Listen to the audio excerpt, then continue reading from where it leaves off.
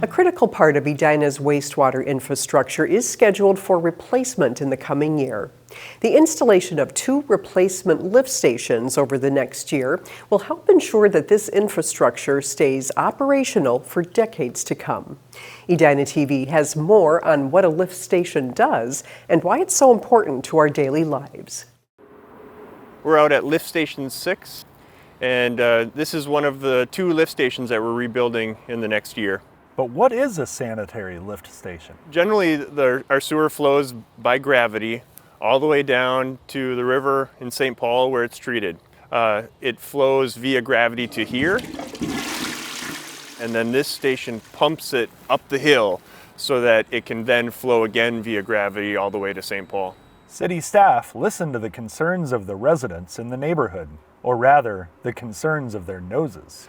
This old station has had troubles with its odor control system. Staff also demonstrated the need for a replacement to city leaders. So we did a tour over the summer to get people down in there and take a look to see that aging infrastructure. And the decision was made to replace the decades-old lift station. Yeah, so this facility was built in the 50s, so it's coming up on 70 years old. It served for a long time, but we want to get ready for the next 70 years. The process by which the station will be replaced will be quite the project. This facility is a 3-story, 60-foot deep structure, and we're going to be making a big hole to replace that old infrastructure. We're using the caisson method of construction, where we're essentially going to be pouring large concrete structures above ground and then digging in the excavated space and sinking them down into the ground. And if all goes according to plan, we're going to be making that transition into the new station very gentle. There won't be any interruptions at all.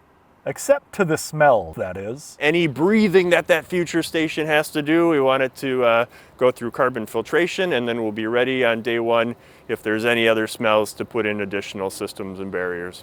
From a soon-to-be odor-free Cornelia neighborhood. So we want that future station to be a good neighbor. We don't want it to stink.